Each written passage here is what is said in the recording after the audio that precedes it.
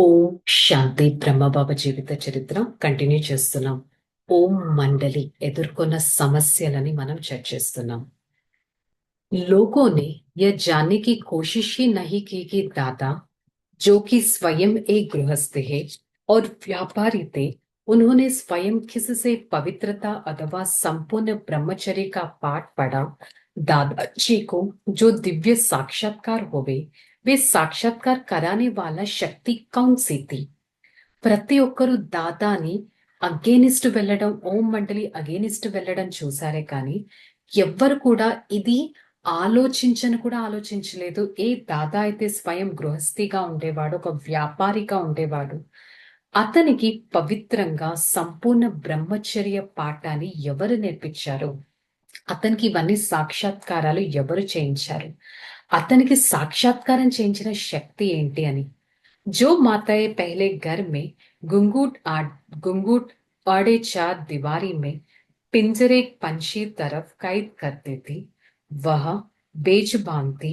उन्होंने उच्च ज्ञान का खदन करना किसने सीखा दिया? इतना आत्मिक बल किसने दिया था? ఏ మాతలైతే తమ పైటను సదా ముందుకు వేసుకొని ఫేస్ కూడా కనపడకుండా 4 వాల్స్ మధ్యలో ఒక పక్షిలాగా పంజరంలో పక్షి ఉన్నట్టు ఉండేవారు. ఆ మాతలు ఈ ఓం మండలిలో ఎంత బాగా జ్ఞానాన్ని ఉచ్చరించి ప్రతి ఒక్కరికి చెప్తున్నారు. వారికి అంతటి ఆత్మిక బలం ఇచ్చిన శక్తి ఏంటి అనేది ఎవరు ఆలోచించలేదు. दादा के कलयुग की सृष्टि का महाविनाश और सत्य की श्री कृष्ण सृष्टि का जो दिव्य साक्षात्कार हुआ था, उसका संपूर्ण उल्लेख क्या था? और उस पूर्व दृष्टि भविष्य दर्शन के अनुसार जब व्यक्ति का तथा समाज का क्या कर्तव्य था? ఎవ్వరూ ఇది కూడా ఆలోచించలేదు. దాదాకి ఎలాగైతే మహా వినాశన సాక్షాత్కారం, సత్యుగి శ్రీకృష్ణుడు యొక్క కొత్త సృష్టి యొక్క సాక్షాత్కారం జరిగిందో, సంపూర్ణంగా ఈ విధంగా భవిష్యత్తును వారు దర్శించుకున్నారు. మరి ఆ సమాజ కర్తవ్యము ఏంటి అనేది కూడా ఎవ్వరూ ఆలోచించలేదు. लोगों ने तो चर्म चक्षुओं का साधारण सा मनुष्य दादा लेखराज की दिखाई देता था. ప్రజలకి ఆ దాదా లేఖరాజ్ ఒక నార్మల్ వ్యక్తిగానే కనిపించారు.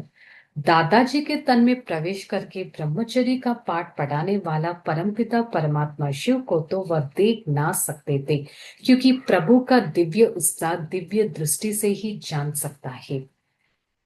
ఎవరైతే దాదా శరీరంలో ఉంచి బ్రహ్మచర్యం పవిత్రత యొక్క పాఠాన్ని నేర్పించారో అతని పరంపిత పరమాత్మ అనేది ఎవ్వరూ తెలుసుకోలేకపోయారు.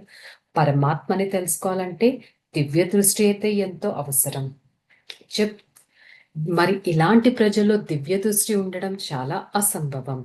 వే అపనే సంస్కారో మనుష్య తథా ఆదతోं का मजबूत थे. వారు వారి సంస్కారాలకి అలవాట్లకి కట్టుబడి ఉండిపోయారు. दूसरे ओर स्वयं दादा ईश्वरीय शक्ति के सामने मजबूर थे. ऐसे परिस्थिति में प्राय सिंधी के एक महावार कहते थे, వాట్ వందే వాం వందే. మరి ఈ విధంగా ఒకవైపేమో దాదాకి మహావినాశన సాక్షాత్కారం, ఇంకొక వైపేమో ఇలాంటి యుద్ధాలు, అంటే ప్రతి ఒక్కరు ఓం మండలికి యాంటీ అయిపోవడం. ఈ విధంగా ఇలాంటి పరిస్థితుల్లో దాదాకైతే ఎంతో ఒక టెస్టింగ్ అనేది వచ్చింది. మరి ఈ విధంగా దాదా తమ సమయం యొక్క కష్టాన్ని ఎలా పరమాత్మ శక్తితో ఎదుర్కోగలిగారు అనేది రేపటి ఎపిసోడ్లో మనం తెలుసుకుందాం. ఓం శాంతి.